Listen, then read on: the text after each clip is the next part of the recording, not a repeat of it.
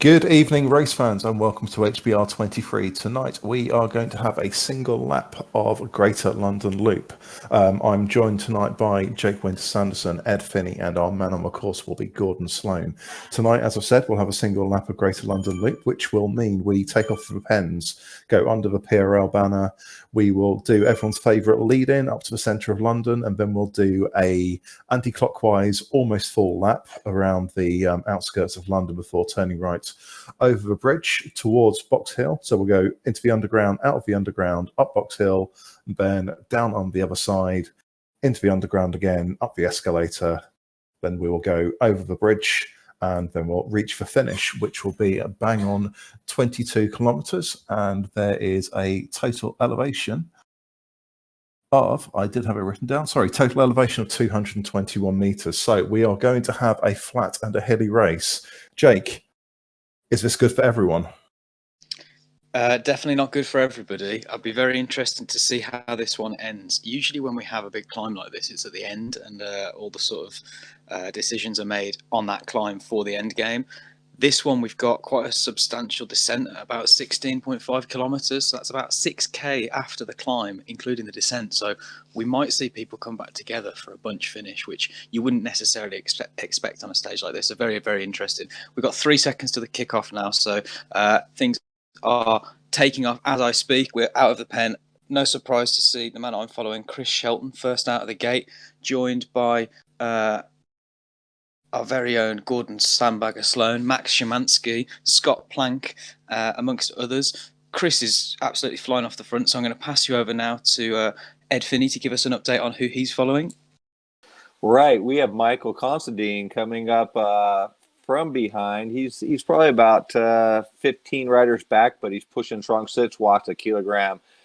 He's going to try and make the jump up to that lead group. He is the leader tonight as far as categories go, so we should see a pretty rigorous ride out of him. As Jake was saying, once we hit that hill, once they pop over the top of that hill, they better be hanging on to each other because it's a fast descent. Back to you, James. Thanks, Ed. Tonight I'm following Rory Westfold, who's been one of our newer members, but he's been improving rapidly over the last couple of months. Rory is currently in 17th place, just about to go under the PRL banner. He has told Gordon tonight to look out. So I'm fairly certain Gordon will be keeping an eye out after a race last week where Gordon took Rory during a 500-metre sprint and took Rory with about 5 metres to go up before the line. So Gordon will be looking out and Rory's got a point to prove tonight. How are we looking up front, guys? Very interesting so far. So Chris pushed off the front. He had a gap of about 9 metres to start with, but he's been joined at the front by T. Pepin, who's taken over. Chris sat on his wheel there, joined by Friday night favourite Kevin Flood, our very own Michael Considine. Scott Plank's just a few seconds back. So we've got a group of about 5 or 6 riders here at the front. I'd expect there to be a few attacks, as we usually see at the start of this race, where people are testing, but I would put my money on that this group's going to be mainly together by the time we hit the climb, but plenty of time to go. Only 1.3 kilometres, 2 minutes in. Big numbers on the front. Nobody's dipped below what looks to be 4.5 watts per kilo since we started 2 minutes ago. So obviously that group includes Michael Considine. How do you think he's going to try and play this, being potentially the top category rider of a very solid A category rider here? So Ed, how do you think he might play this, being the best rider? Right now he's up there with the lead group. He caught up. I was a little concerned that he might have been caught looking off in the distance at the start, but he's just hanging with the group right now, and letting some of the others take the pulse. And I really think that he's gonna let some of the other guys use their energy on the way out, and we'll see what he can do on the hills. He's reasonably light guy, so I'm thinking he's going to make a move once we hit the hills. But he may push it through the flats here and see if he can tire some of these guys out. James?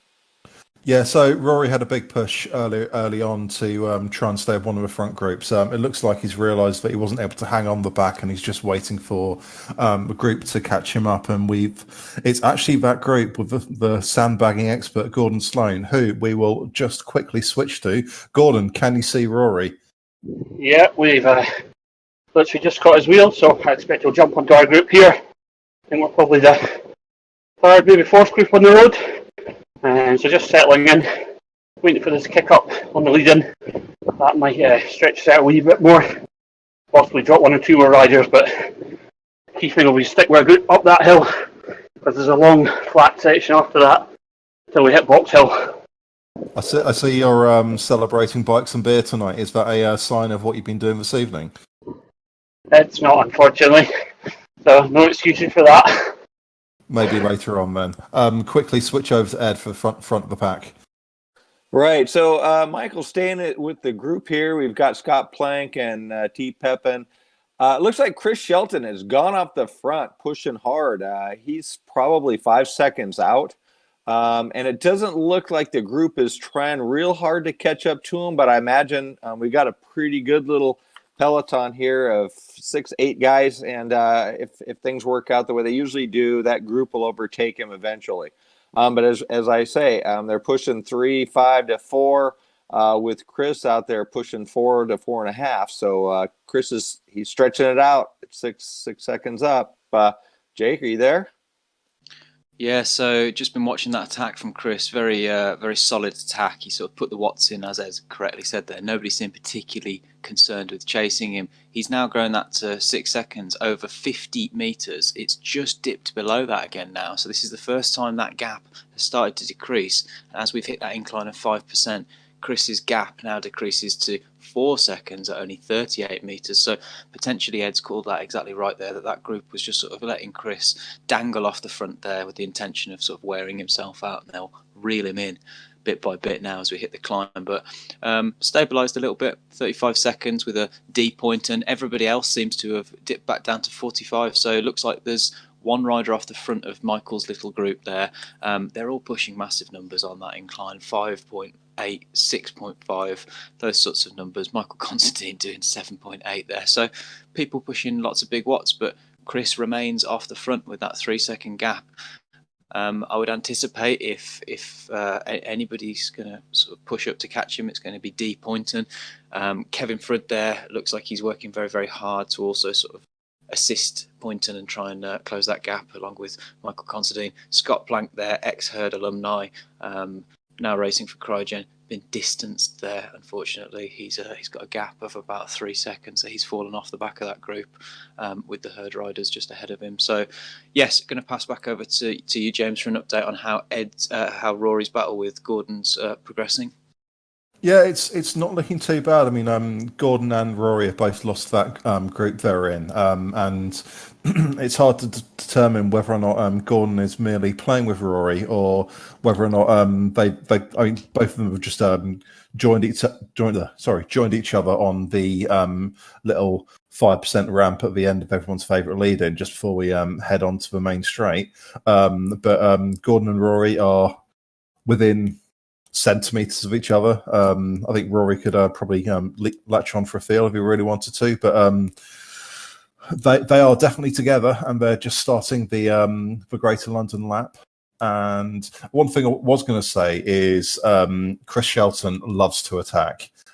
He will always try and go for big explosive moments, and we've seen that again tonight, and we may well see it happen more often. And just having a quick look at my screen, Jake, it looks like he might be having another go.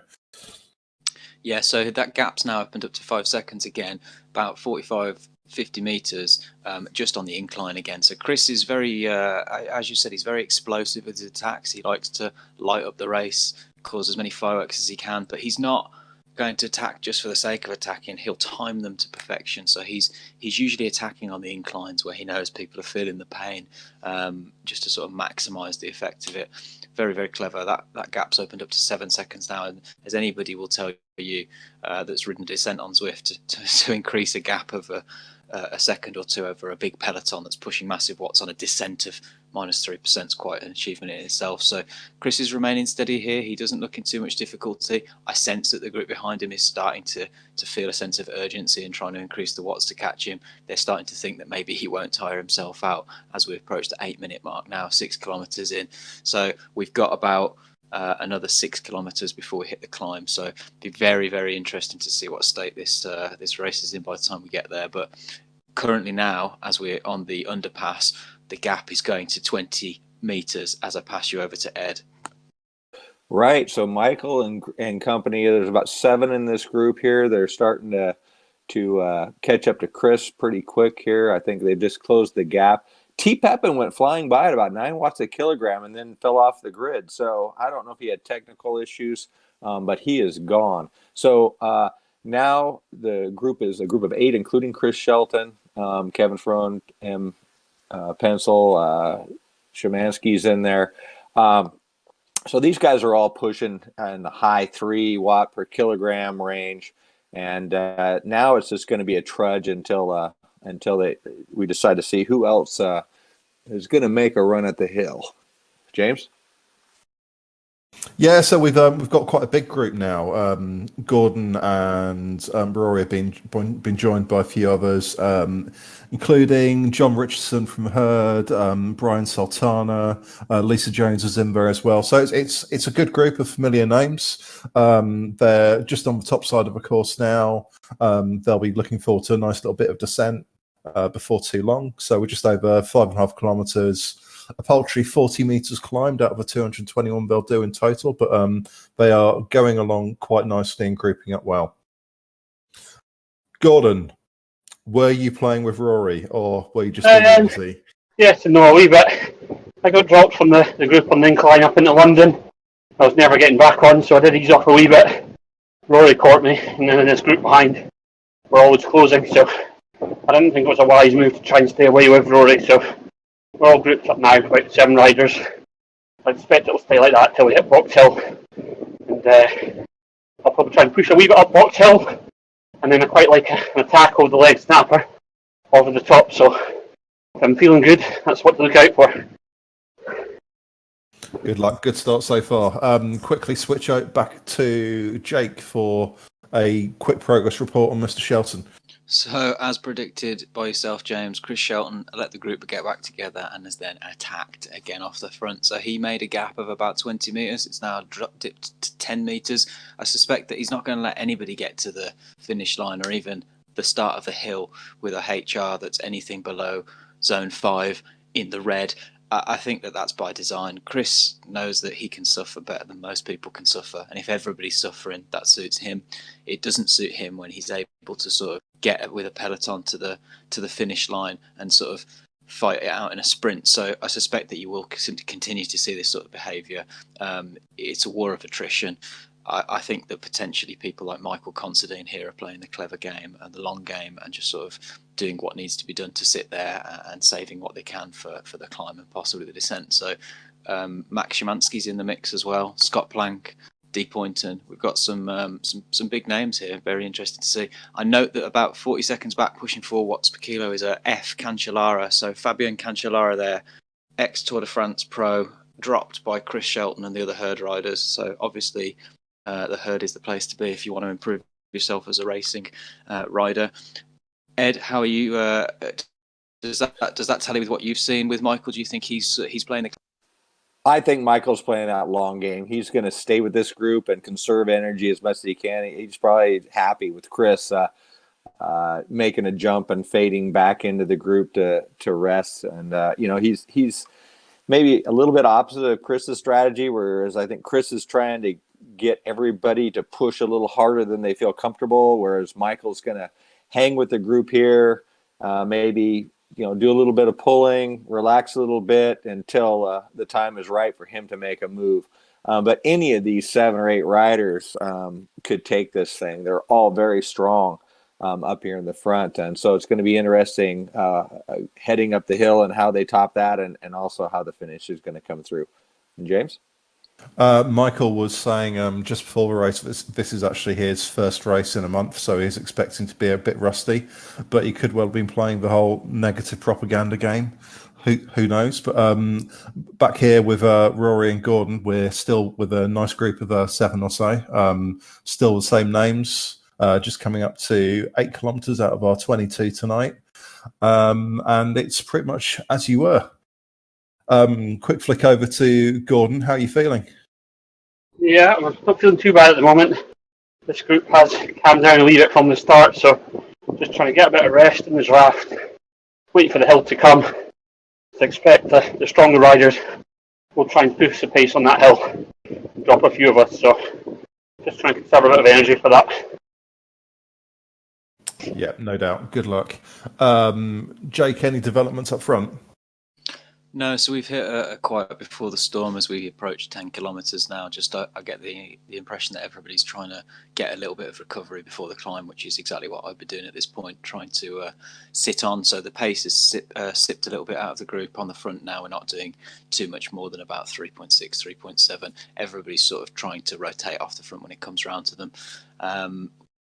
We have 7 riders that I can see. So going to be very, very interesting. The climb is only less than 2 kilometres out here.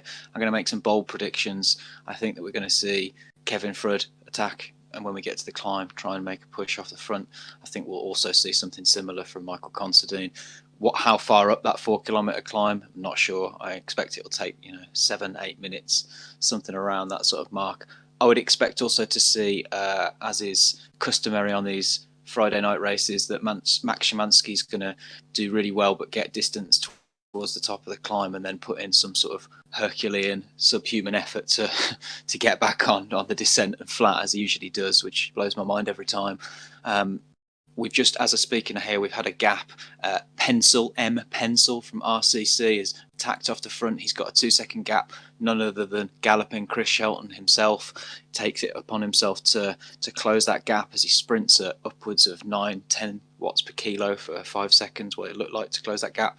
Now a 20 metre gap of 2-3 seconds between those front 2 riders of Chris and M Pencil to Scott Plank, who's really laying down the watts of 5.5 watts per kilo to try and close it, but looks like he's cracked there as he drops down to 1.8 and rolls off the front. So Scott's trying to encourage other riders in that group to take a turn and close that gap. It looks like Kevin Flood's the one now that's sort of taken that mantle. So Ed, do you think, is Michael looking like he's going to try and work to close this, or is he going to try and let the others close it and see where he ends up? I think he's going to hang in the back of this group and let everybody else close this thing up. And I feel that they're going to. The hill's going to be tricky because you've got some guys that are in the 68 to 72 kilo range, and then you got the 80 kilo guys like Michael here. So it'll be interesting to see if they can put out the power to hang with the skinny guys. But as it stands right now, it doesn't look like they're trying real hard to close this gap between Chris and M Pencil. It looks like they're about 3 seconds ahead. And Michael is pushing 4 to 4.5 watts a kilogram. So in the back of this group, not really trying to take the lead. So I'm thinking he's holding out, going to conserve energy. But that's a big gap that's forming out there in front. James? Yeah, I've seen Michael climb before, and if he's on form, then he can climb with the best of them. I remember watching him do a race of UCI Richmond where he came second, but he was absolutely flying up the hills. So don't be fooled by his weight. The guy can definitely climb. But back here with Rory Gordon and co, we are still nicely grouped. We've got about 1.5k before we take the right-hand turn over the bridge towards Box Hill, but it's pretty much as you were. Jake, I guess you must be undergroundy by about now. Correct. We are very much underground. We're just coming to the daylight now as we have a gap of 8 seconds. Pencil is holding those watts, hasn't dipped below 4.5, doing between 4.5 and 5 the whole way as we just go through the station towards the start of the climb. M. Considine now himself is on the front pushing. It looks like he's realised that nobody else is going to do this and potentially he's the strongest in that group. So the gap's only 8 seconds. As James has said, he's an extremely competent climber. he could close a gap of 8 or 9 seconds on that climb if he had to. I suspect he knows that. I wouldn't imagine that he's going to be too concerned with closing that gap until we hit the descent. If the guys are still ahead on the descent, then he may realise he has to hit panic stations. But with faith in his climbing ability, I don't think he'll be too concerned. Only 6 seconds now, that gap, as we hit the incline of 4%. So the climbs do tend to level it out. That group will catch. I feel Chris and Pencil are doing really big watts, but it's only a matter of time because of the numbers game. So 45 meters closing as we speak. I would expect them to get caught imminently and swept up, and then the real drama will start when we start to see people like Michael being able to launch stuff off the front. Everybody looks pretty comfortable in that group now, so be interesting to see if they go straight through Chris and Pencil, or if they just sort of decide to ease up a little bit once they catch them and get a bit of recovery. Back over to you, Ed. Right. So Michael's pushing up. He's about fourth man out now with as you said, 2-3 seconds behind Chris and Pencil. Looking at his stats, his one of his strong points is a long climber at 4.25 watts a kilogram. So that's we'll see how he plays this. He is pushing out over 5.5 watts a kilo to keep up with Poynton. And it looks like Pencil and Shelton are up at the 5.2, but he's closing the gap. So looks like there's about four guys in the front of here. Michael's just a hair behind him, coming up fast. So we'll see if he's going to continue this or if he's going to hang back and just kind of group up and make sure that nobody takes him on the hill and he can catch a little bit of a breather. So it looks like he's holding back. So I think he's probably going to make sure he stays with this group and that nobody runs off the front, but then he's not going to, overdo it and wear himself out by trying to do a little pull off the front. So anyway, James?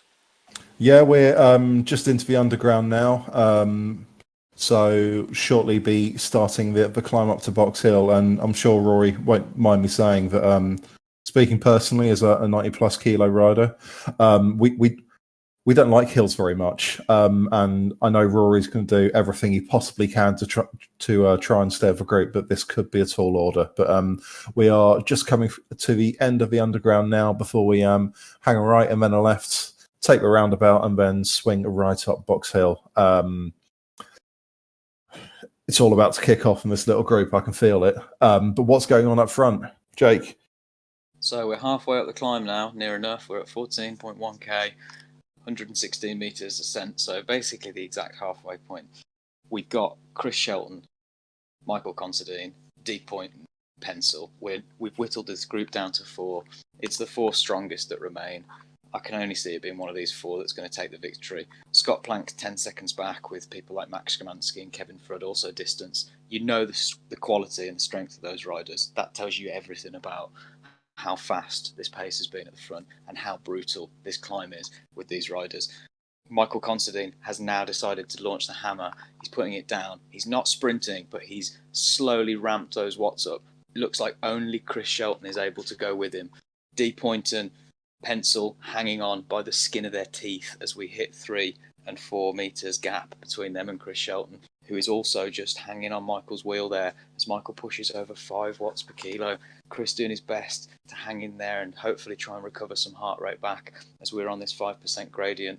The gap now to Scott Plank, Max Szymanski and Kevin grows to 15 seconds, despite the fact that they're all doing well over 4 watts per kilo. Just goes to show you that you can go up Box Hill at 26 kilometers an hour. I didn't think that was possible. I certainly couldn't do that, as Chris Shelton pushes 350 watts to stay on Michael's wheel. So looks like a fantastic effort from Michael. Ed, do you think he's going to be able to sustain this? Well, he's really pushing hard. Looks like Pencil has made a quick jump up there. He was kind of fading a bit. He's pushing about 5 with Michael just behind him. He's just taken the lead. Chris, of course, knowing Chris, he's going to hang on Michael's wheel as best he can for sure, because he's not going to want to lose. That's for sure. He's going to hang in there. So it looks like we have Pencil up the front, we have Considine, and then we have Shelton pushing. I saw 9 watts a kilogram there for a second. So Chris is really pushing hard to hang on the wheel here. Michael's at 5. He's just starting to overtake Pencil. So it's a bit of a battle up here between the three of these guys, and Poynton is right on the wheel also. So still the same four are really pushing hard up this hill, as you said. They're about 15 kilometers in now and 162 meters. So, James? We have we're at the start of Box Hill, and everything I said about Rory, I take it back. He's been pushing really, really big numbers. We've been seeing 300, 400 watts at the start of the hill. He's doing really, really well. He's still hanging in with his group, and we're catching a lot of the stragglers from a group in front. So we're expecting to see lots of positions changing here. We're at 13.7 kilometers, 88 meters climbed, about another 140 meters of climbing to go. Rory's giving it everything he possibly can, still hanging on to 300 plus watts, 8% gradient. Oh, it's going to be so painful, but he's giving it absolutely everything. Just put it in perspective. Rory's FTP is about 270, and he's just hanging on to 300. Heart rate in the 170s. Grinding the living hell out of this hill. He's doing an amazing job. Back to the front, Jake. So Chris Shelton now, Michael Considine, 5 metre gap to Poynton.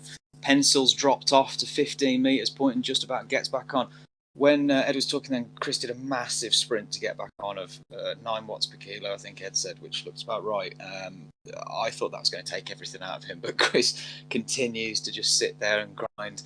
His heart rate 196. That's insane, and he's still going. He's still digging in there. He hasn't eased up for a second as he hits 7 watts per kilo there to maintain the pace.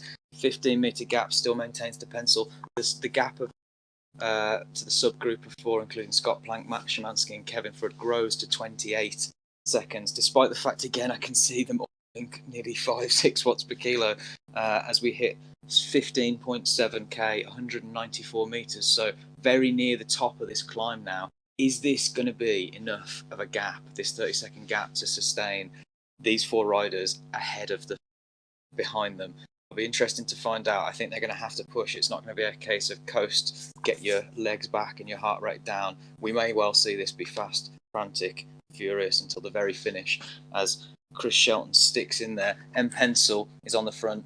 Looks like Michael Considine is eased off a little bit now, thankful for everybody else as they go underneath the Continental banner to show the climb there has essentially finished at 16.k. So now we begin the descent. Now we begin the real excitement towards the end of the stage where you can see, are we going to have a bunch finish? Is this group going to be able to stay ahead of the chasing group? Ed, what do you think? Well, looks like Michael took the polka dot jersey on that climb. They still had the leg snapper coming up at it's about a 15% or up ahead. But as soon as they top that, it is going to be a free for all down that hill. And I know the heavy guys are going to try and take advantage of their weight. The lighter guys are going to have to push some big watts to stick with it. But I think these 4 guys are going to really hang together. It looks like M. Pencil's out there by 2 seconds. So they need to close this gap because if he comes over the top of that hill, that'll give him a good start. It looks like we're pushing 8 to 10, over 10 watts a kilogram from Michael and Poynton. They're really pushing hard up this last little stretch. This is the most horrible portion of this hill, if you ask me. That when you think you're done and you still have that 15% snap over, it really hurts. So they're on their way down. Michael's out in the lead, and they're pushing hard, 370 watts, 380. So we'll see how this descent goes. James?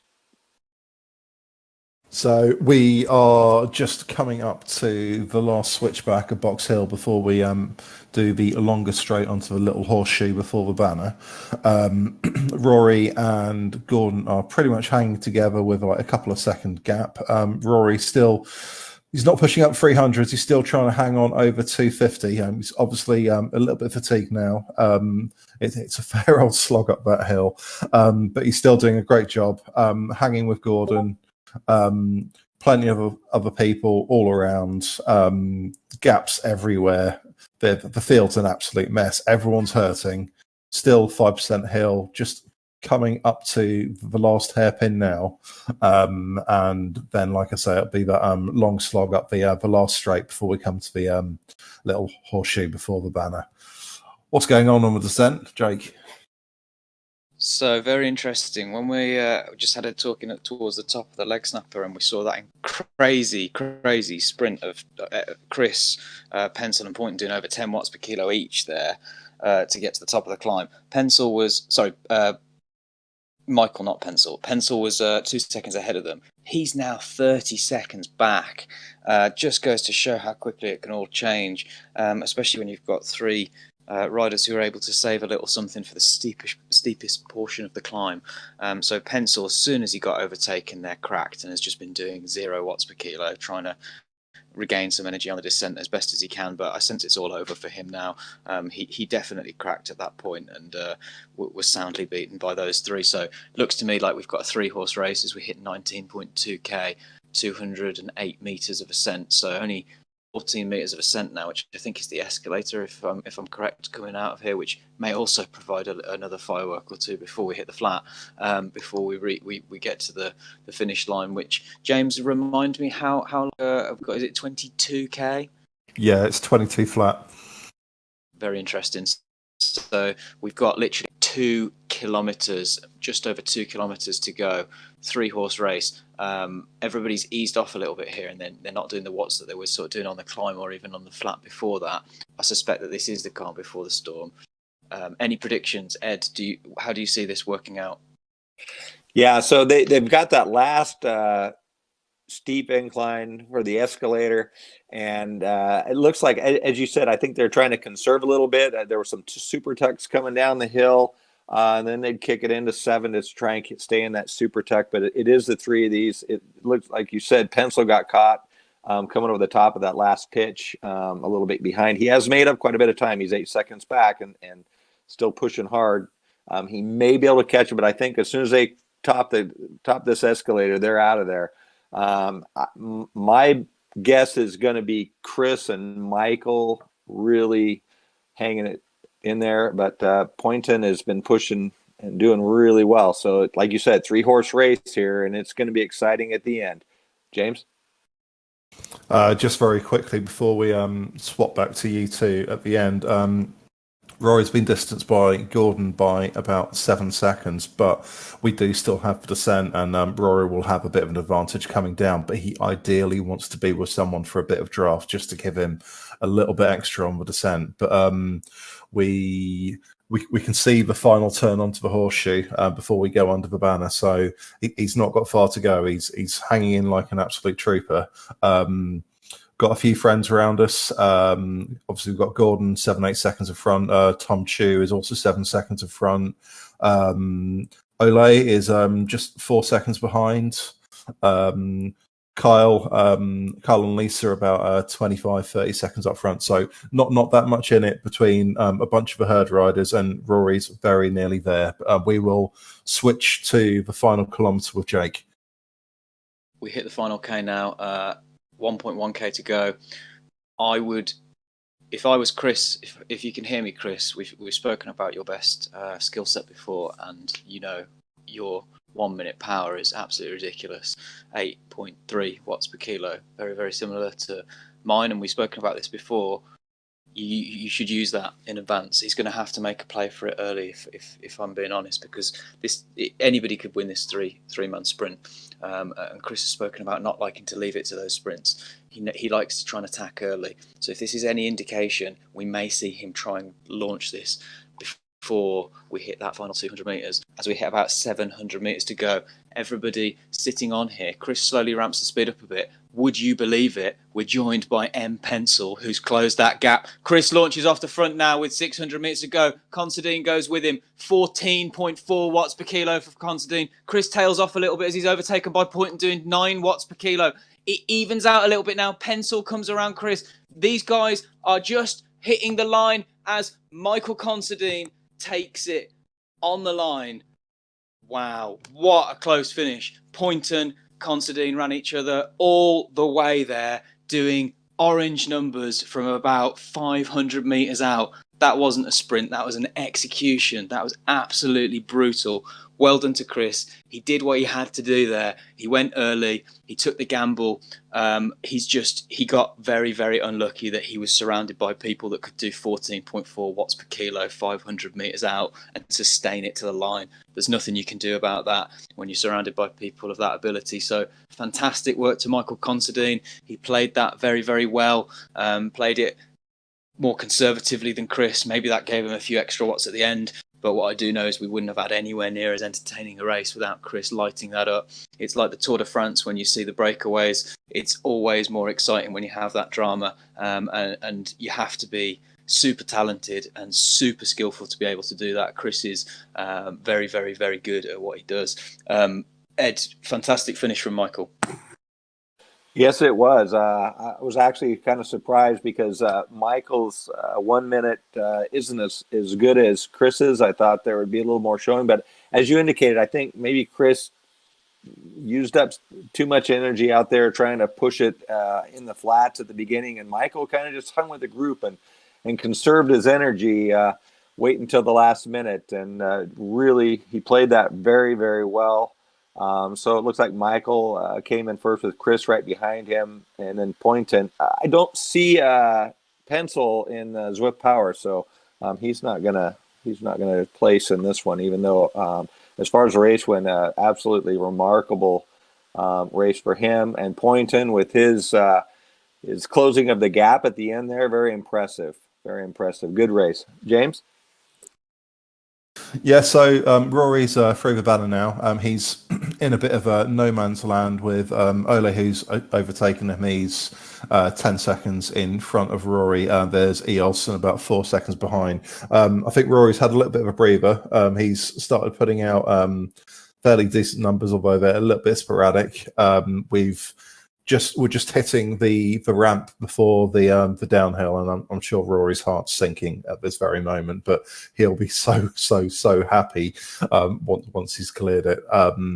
He's always coming up to Ole and could well overtake him. He's got him in his sights, and he's banging out 450 watts up this hill. He's clearly adopting the practice that the faster he goes up it, the less time he has to spend on it. So he's just sat on Ole's wheel now, and to be honest, if he can sit there, that's probably a really good sort of springboard for the downhill. We are just cresting the hill now, and here we go onto the downhill, and Rory will be a very happy chappy. 35 minutes gone, just about to pass 17 kilometers, so 5k to go, another 13 meters to climb. So as Jake said earlier, that'll be the escalator in the tunnel. But off we go down the hill. Rory accelerating rapidly already, 55 kilometers an hour and growing quickly.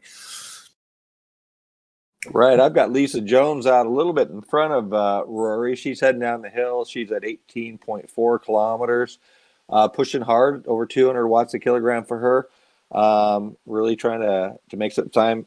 She is all by herself. The closest competitor is a minute ahead of her and 12 seconds behind. So doing real well, riding strong. Yeah, Rory's just closed back on Ole, who did have a little bit of a gap. Rory's just thrown down an aero power up to give him a little bit more streamlined down the hill, and he is absolutely flying. It's dropped Ole by a couple of seconds, 3 seconds now already, and the nearest in front of him is a chap from America who's about a minute and a half up front, so that might be a little bit too optimistic, but I think his main goal now is to try and stay in front of Ole.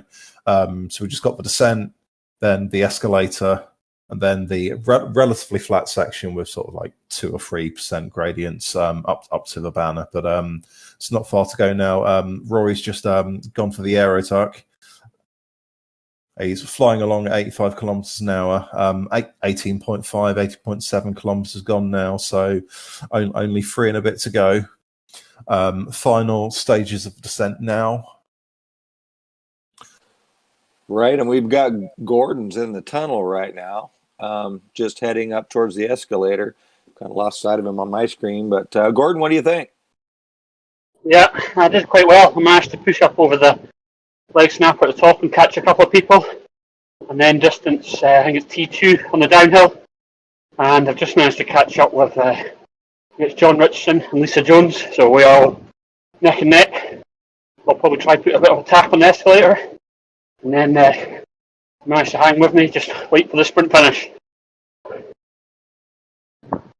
Yeah, we can keep an eye on Gordon on our four-way screens provided by Damon from ZMS, Zwift Media Streaming, who do an excellent job for us week on week. So thanks very much to Damon and the team for providing us with these pictures, and we can see Gordon doing, as he said, he's pushing up the escalator at 400, 500 watts, and it looks like he might have gapped the guys behind a little bit. But back to Rory.